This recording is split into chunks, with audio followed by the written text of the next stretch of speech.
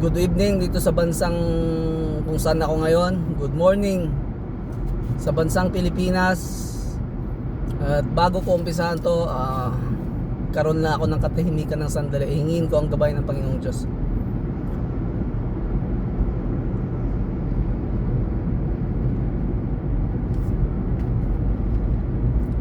Yun na nga, bibigyan ko lang sana ng pansin yung post ng isang member ng MCGI, defensor ng MCGI. Nakadiskusyon ko siya sa Facebook. Yung post niya ay para siyang ewan ko ba kung bakit ganun ang parang MCGI breeds like them, yung parang twisted. Ang sabi niya, ang authority daw na binigay ni Kristo sa simbahan ay pinapalagay niya na ang tagalangit na daw ang susunod sa simbahang Katoliko, di ba? Kung ano daw ang papahintulutan ng simbahan ay papahintulutan din daw sa langit. At nagkaroon siya ng side comments na tagalangit na pala ang susunod sa simbahang Katoliko. Di ba kung gaano ka twisted? Hindi ko malaman kung ito bang MCGI ay some sort of drugs na bad drugs. Di ba? Yung ano ba to? Parang cocaine o shabu, ano ba? Isipin mo, hindi ka nahiya, dala-dala mo yung sektang tatag ng Diyos nyong si Eli Soriano, tapos yun ang ipopost mo. Tuwang-tuwa ka sa post mo na para kang mayroon kang makukuhang kasiraan sa simbahang Katolika.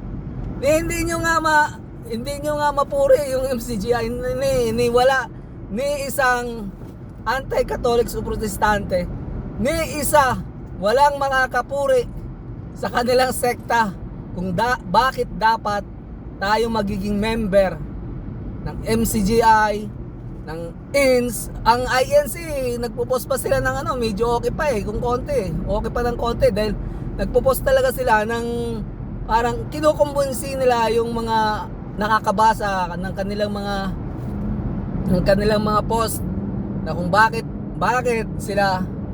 tayo maging member ng INC. Although malinaw naman na talaga namang hindi sila totoo. Lahat naman hindi totoo. All anti-Catholics are not true. So ito lang MCGI, bibigyan ko lang talaga ng diin kasi 'di ba? Nakakahiya naman masyado 'yun. Ang linaw-linaw naman nun, si Kristo ang nagbigay ng authority mismo kay Pedro. Kasi base sa Matthew chapter 16 verse 13 up to 20, nung si Kristo ay nagtanong, "Who do you think I am?" At ang sagot niya, "Some says you are John the Baptist, and some says you are Elijah." Diba? Yun ang sagot ng iba. Pagdating ni Simon, tinanong siya ni Kristo, "Sino ako?" Ang sagot naman ni Pedro, "You are the Messiah." So ibig sabihin, tapos ang sagot ni Kristo, "Blessed are you, because this is not revealed to you by flesh, but my Father in heaven." So ibig sabihin, talagang kinabayan, binuhusan ng kaalaman si San Pedro ng Panginoong Diyos Ama para masagot niya ng tama ang tanong ni Kristo. Diba? Sapat ba na dahilan yon para si San Pedro ang magiging pinuno ng Iglesia ng Diyos? Siyempre, sapat na dahilan. Walang ibang dahilan kung bakit dapat talaga siya ang mamuno ng Iglesia ng Diyos. Kinabayan siya ng Espiritu Santo sa pagkakataong yun. Di ba? Ayun namang baka sasabihin nyo, itinanggi nga ni Pedro si Kristo. Ayun naman ay napredict na ni Kristo. Kasi alam ni Kristo na yun ang mangyayari. Kasi bilang tao, ganun talaga, may takot Pero pinagsisihan pa ni San Pedro? Pinagsisihan ni San Pedro. Umiyak pa nga siya, di ba?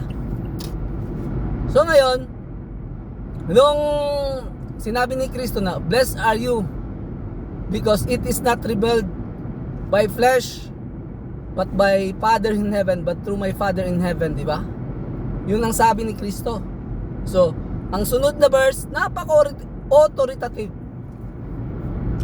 You are Peter, di ba? Nagpalit na ng pangalan si Simon dahil nagkaroon na siya ng may pagbabago sa kanyang buhay. Sa tuwing may magbabago, may nagpapalit ng pangalan. Kagaya ng iglesia ng Diyos. Di ba? Nagbago, dumating si Kristo dito sa lupa, nagkaroon ng pagbabago, nagiging iglesia ni Kristo.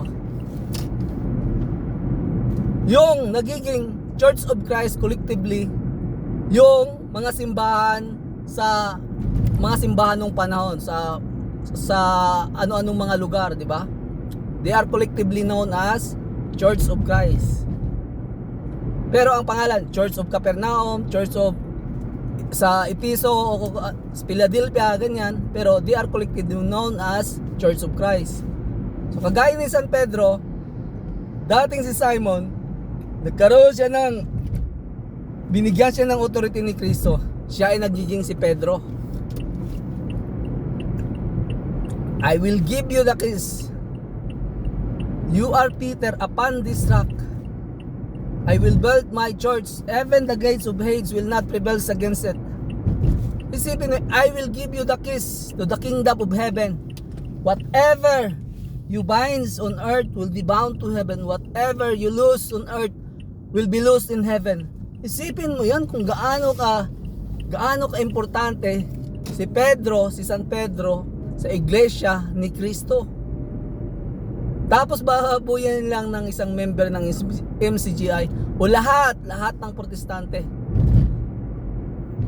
Ano bang sa kakatanong niya ng katatanong, ano bang ugnayan ni Eli Soriano kay San Pedro? Wala. Bagkus si Eli Soriano pa mismo ay tutol na si San Pedro ang namuno ng iglesia ni Kristo dito sa lupa. Dahil kung sasang-ayunan niya na si San Pedro ang namuno ng iglesia ni Kristo dito sa lupa, bali walang kwenta yung itinatag niya na MCGI, kasi pwede siyang tanungin, alam mo naman pala na si San Pedro ang namuno ng iglesia ni Kristo dito sa lupa, bakit nagtatag ka ng sarili mo? Kaya kailangan niya yung kontrahin.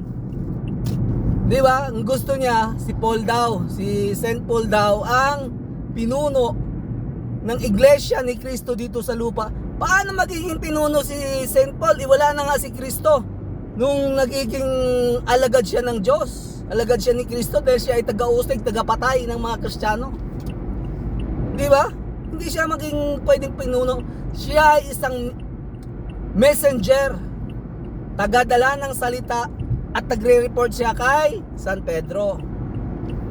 At ang masakla pa dito, nung sinabi ni Kristo yon sa chapter, sa verse 20, ang sabi ni Kristo, don't tell to anyone that I am the Messiah. Ibig sabihin, sinong nagpaalam kay Eli Soriano na si Kristo ay ang Messiah? Sinabihan ni Kristo ang mga apostolis niya, lalo San Pedro, na wag sabihin. So ibig sabihin talaga, yung kaalaman ni Eli Soriano ay hindi yung galing kay San Pedro. Sumasaklap, di ba? So kayong mga MCGI, tigil-tigilan nyo yung kaka-atake nyo sa simbahang Katoliko. Kasi panahon na ng social media ngayon eh. Ang dami ng pagkukunan ng source, ng kaalaman ng tao. Ang ano na lang, yung proper na pagtimbang-timbang ng mga katotohanan. Pero kayong mga anti-Catholics, puro na lang kayo atake na wala namang katuturan. Itong MCGI, dati, ang dami-dami na ang sipag-sipag ng MCGI. Ngayon, ito na lang si Mario Laniete ang tumitindig.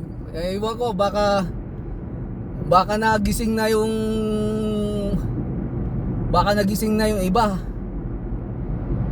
Kaya lang kasi marami pa rin talagang mga Katoliko na yung parang hindi ko alam kung ano ba tong mga kapwa ko Katoliko. Kasama na ako dati. Masasabi ko rin nakasama yung pamilya ko. Kasi submissive eh. Hindi na nga inaalam yung pananampalatayang Katoliko. Babasahan ka ng pastor right on the spot. Isasubmit mo yung will mo dahil ang tingin mo sa nagbabasa sa iyo eh mas nakakaalam siya sa iyo. Para kang nagbabasa ng laban sa iyo. Hindi ba? Kaya etong mga MCGI na wala naman talagang katuturan yung sekta nyo, manahimik na lang kayo. Kasi mauubos kayo kung wala kayong MCGI cares, baka wala kayong mahihikayat eh. Isipin mo namatay si Eli Soriano, kung totoong iglesia talaga kayo, magpapalit kayo ng lahi. Kahit man lang hindi yung kamag-anak ni Eli Soriano ang mamuno ng iglesia na yan. Patay na si Eli Soriano eh, isinalin lang sa kamag-anak. Di ba? Lahat ng tatag ng tao ay pag na lumipas na ang buhay ng nagtatag dito sa lupa, lahat naman yan isinasalin sa kamag-anak, sa kadugo. Kasi nga, that is some sort of a business. Diba? Negosyo na yan eh. Kaya lukuhan gamit ang salita ng Diyos. Kaya kayong mga MCGI, manahimik kayo kung di kayo mauubos. Ngayon social media na. Ang social media likha ng Diyos para sa mga Katoliko, para magising. Kasi kayo hanggang atake na lang talaga na walang katuturuan. Naku, sus Maria Josep. Walang kakwenta-kwentang atake. MCGI. Si Eli Soriano, hindi ko alam kung kailan nyo bigyan ng pagpupugay yung kanyang ginugol sa pagtatag ng MCGI. Kailan nyo siya gawing santo, yun ang inaantay ko. Kailan nyo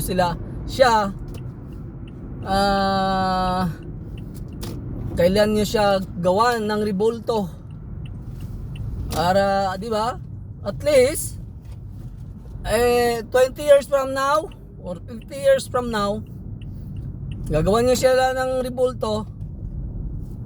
Pagdating ng ilang henerasyon may makakakilala pa sa kanya. Yan ay kung susuwayin nyo yung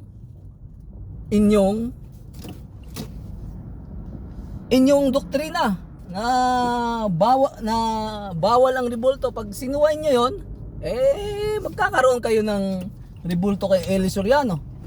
Pero pag susundin nyo yung doktrina nyo, darating talaga ang araw na makakalimutan ng mga darating na henerasyon si Eli Soriano. Kaya yang MCGI, kahit anong programa nyo, MCGI Cares, maganda yan, maraming salamat yan, pero hindi yan ang magpapatunay na kayo ay totoo. Kaya mas nainam sa inyo, shut up, wala kayong alam, kundi isa kayong kulto. Ganun lang kasimple, kulto naman talaga kayo. Isipin mo ang sabi ni Eli Soriano, Diyos na rin ako, kapatid. Diyos na tayo, kapatid. Nakasulat yan sa Juan 10:34. Tapos kayo rin tuwang-tuwa kayo. Hindi man lang kayo kinalabutan. Isipin nyo, ang dami yung Diyos-Diyusan. Kayo ang tunay na Diyos-Diyusan. You all referred by Soriano as gods. Gods and goddesses kayo lahat. Patay o buhay. Kasama niyo yung kaluluwa niyo doon. Yun ang pinakamasaklap. Dahil yung kaluluwa nyo mismo ay nagiging gods and goddesses. At yung kaluluwa nyo ang parurusahan ng Panginoong Diyos. So, mamili kayo. Magbalik kayo sa Katoliko o manatili kayo sa MCGI. Okay mga kaibigang MCGI, yun sa madalas kong nakakadiskusyon sa Facebook na ngayon nagsusolo na lang dumipensa ng MCGI. Okay, bye bye. Sa susunod kong video, meron akong na-encounter dito na Iglesia ni Cristo. Eto personal talaga, personal. Bibigyan ko lang kayo ng highlights. Personal to, ang out namin kasi 11:30 tanghali. Hindi ako nakaluto. So, pumunta ako sa kainan, Turkish na kainan.